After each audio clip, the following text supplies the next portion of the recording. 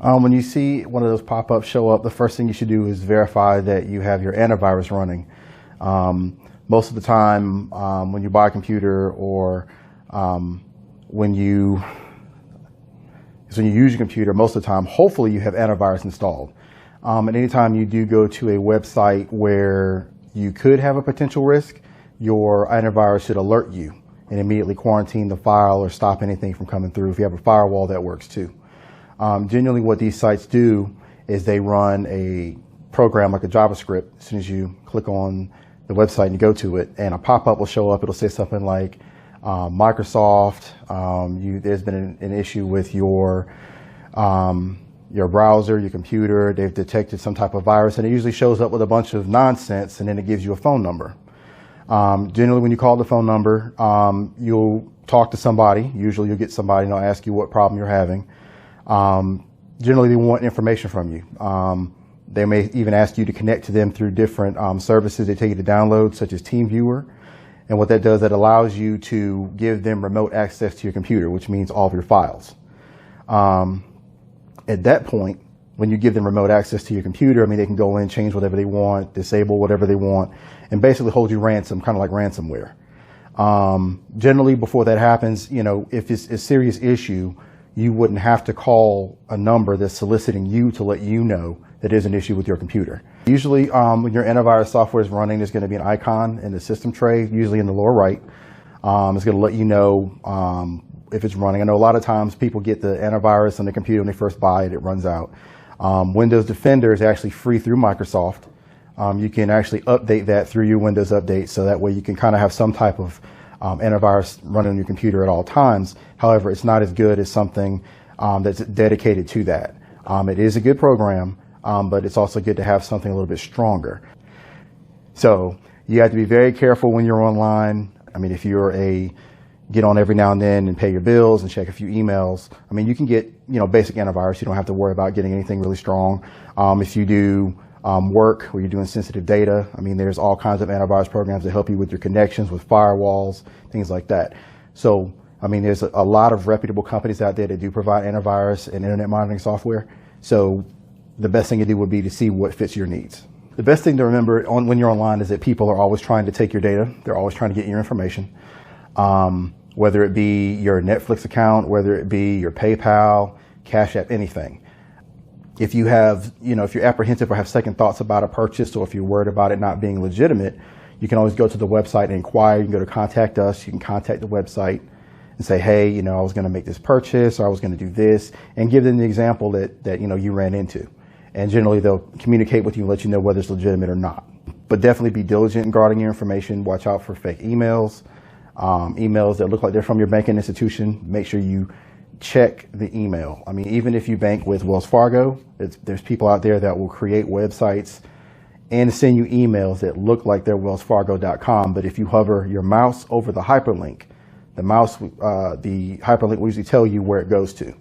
So even if it says wellsfargo.com and you put your mouse over it, the hyperlink may say www.2. bunch of other stuff.net/whatever. So at that point, you can definitely tell that, one, it's not from your bank. If you have second thoughts or you're curious, call your bank, verify. Same thing with cell phones, same thing with AT&T, T-Mobile. People are always out there trying to take your data. So we definitely want you or everybody to be diligent in protecting your data. Hi, everyone. I'm Dr. Mandy Cohen, Secretary of the North Carolina Department of Health and Human Services. As we begin to venture out again, help protect your family and neighbors from COVID-19 by practicing your 3 W's. Wear a cloth face covering, wait 6 feet apart, wash your hands often, or use hand sanitizer. Wear, wait, wash. We're all in this together. Stay strong, North Carolina.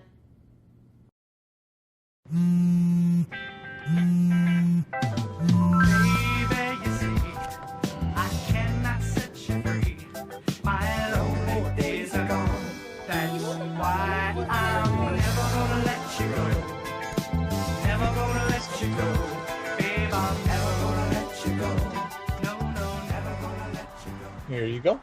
Thank you. Thank you. Never gonna let you you go. Never gonna let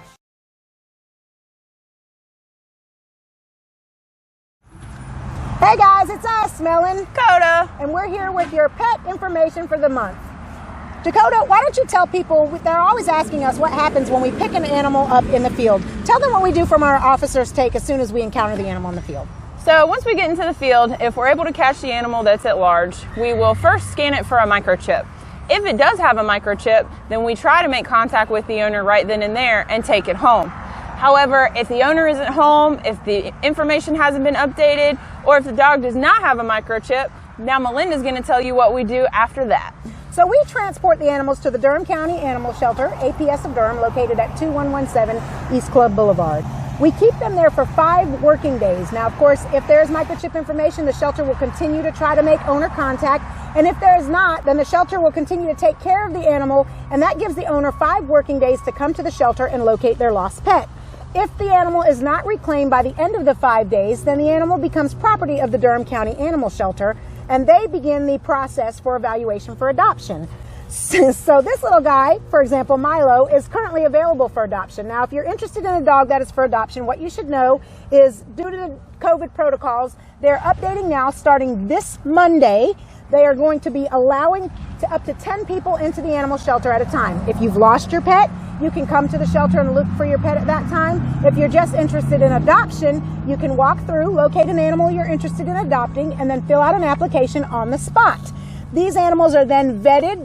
They're given behavioral assessments to determine if they will be compatible with your home, and then you'll start their process through there. Now, if you're not quite interested in committing to a full-out adoption, there's always the foster option. You can go to APS's website at apsofdurham.org and fill out an application for foster, and then they will contact you and tell you what you'll need to do to foster, and then they will match you up with an animal that you can foster until we can find a more permanent home. Now, we love the failed fosters. Those are the people that sign up to foster and then they fall in love and end up adopting.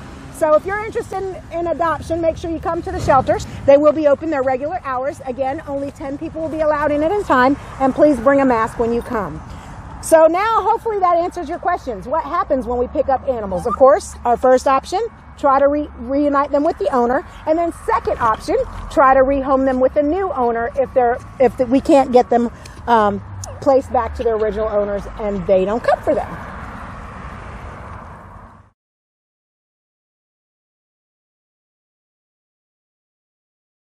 You told me not to talk to strangers. You told me not to cross the street without looking both ways. You told me not to touch the stove. You told me not to do drugs. You told me not to drink and drive. You gave me so many messages about how to stay safe. Why didn't you keep me safe by properly storing your gun?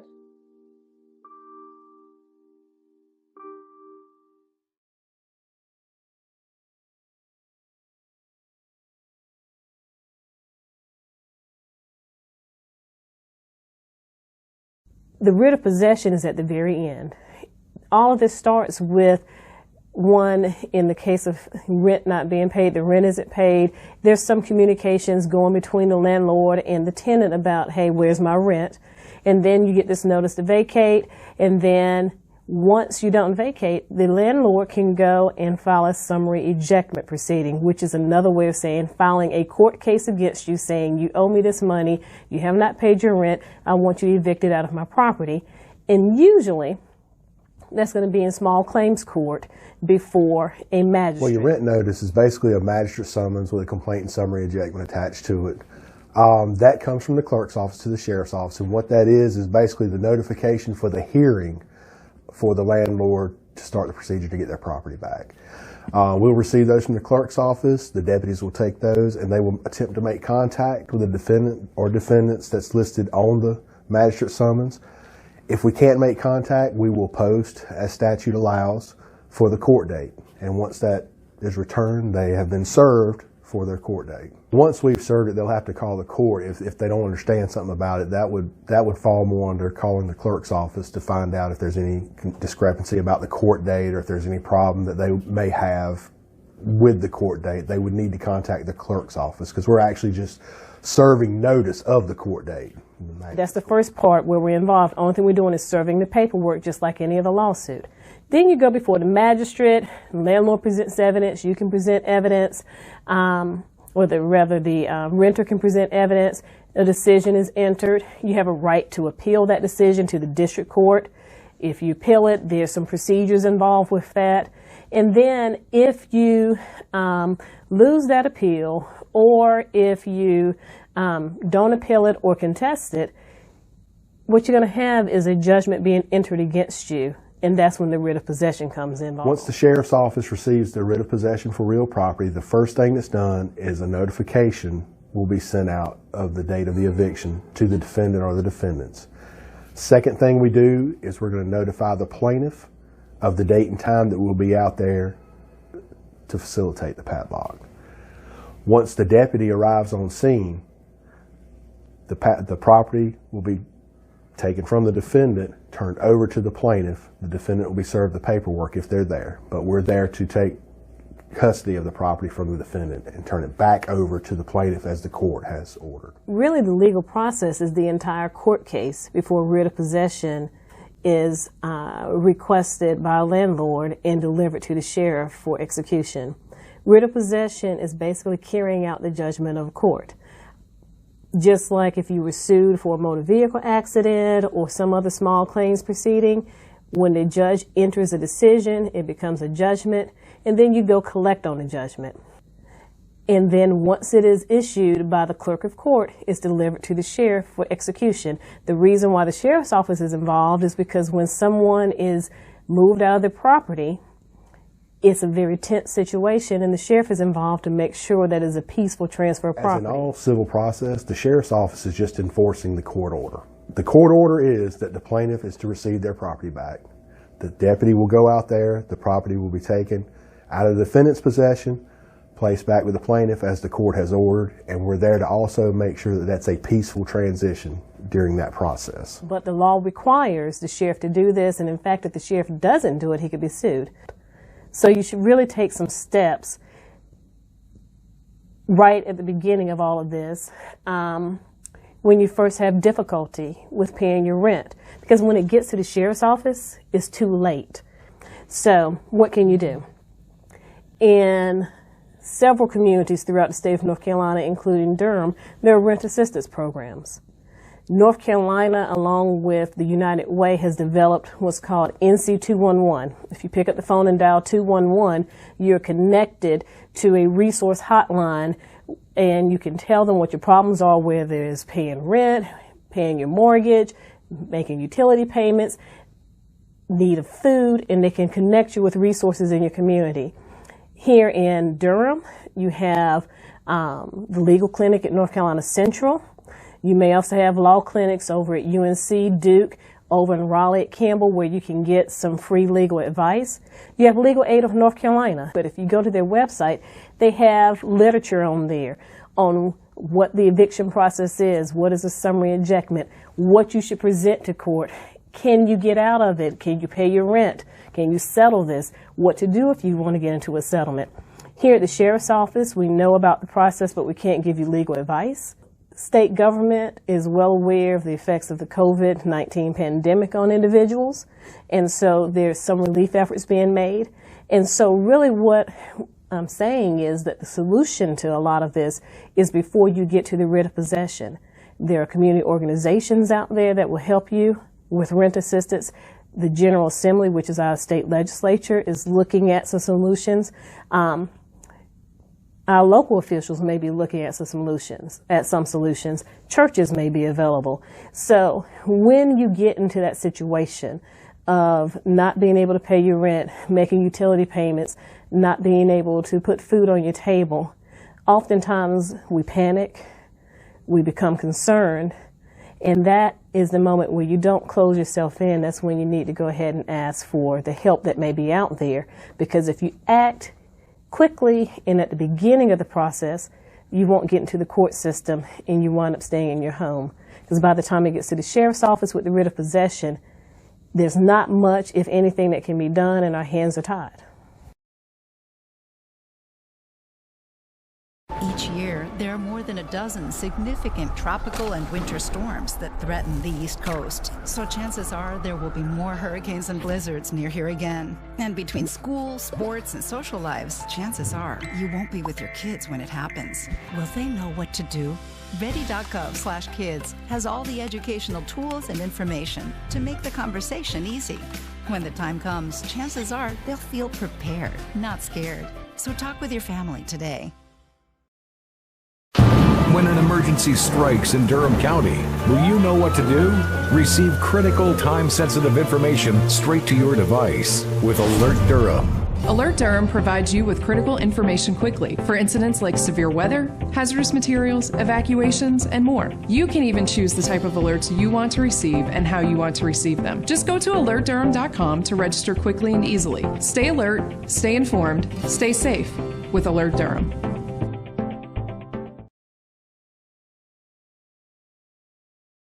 What we're still seeing is a lot of the family members calling, supposed family members calling, saying that they're in some kind of legal trouble or that they have caused somebody to go into a hospital and they need to pay a bill, something like that. And they're feeling rushed to send money instead of being able to contact that family member and see if this is actual, true, or accurate. We're also seeing the Publishers Clearinghouse scams.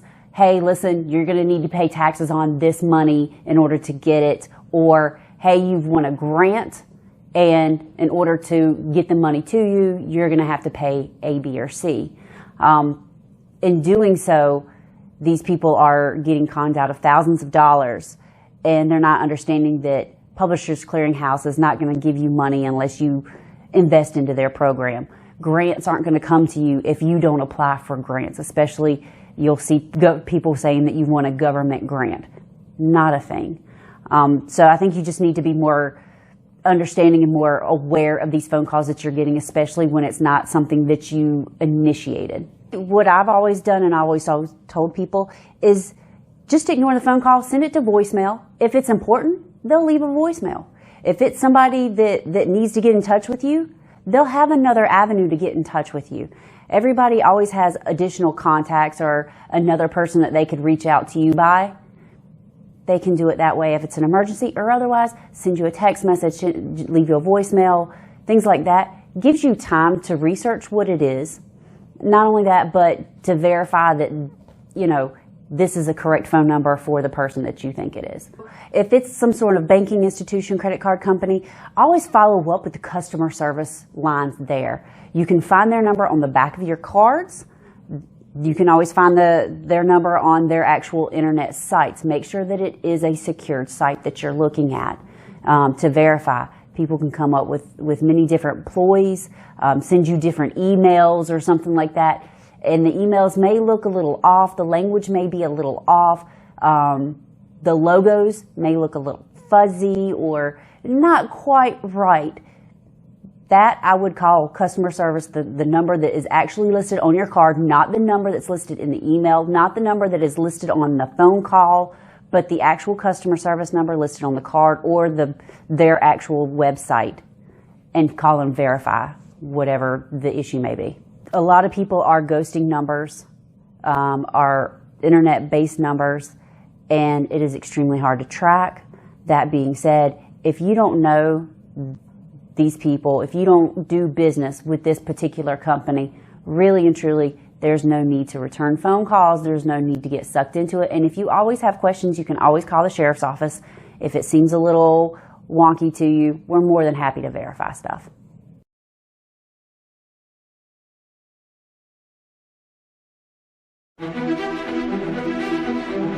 Durham County Sheriff's Office, where's your emergency? Okay, we'll get deputies on the way.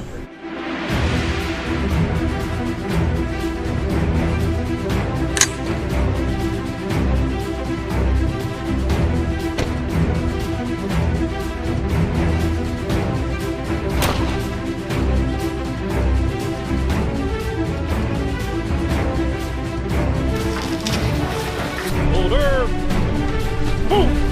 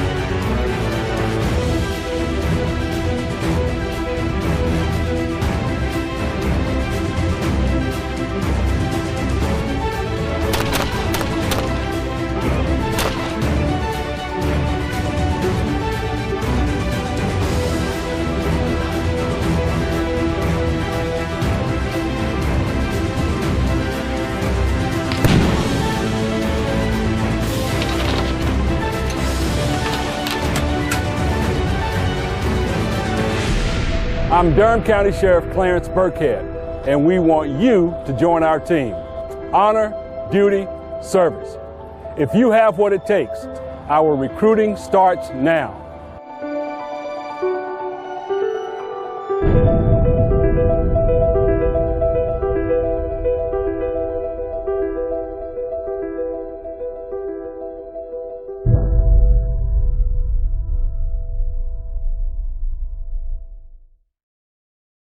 As the nation's doctor, I often get asked, what should I do if I think I might have coronavirus? People who are sick should stay home. You don't go to an emergency room, you don't go to a clinic. You get on the phone and you ask for advice and instructions from your physician. We don't want you to go into the ER or the doctor's office without talking to them first because you might spread coronavirus to someone else. Please visit coronavirus.gov for more information.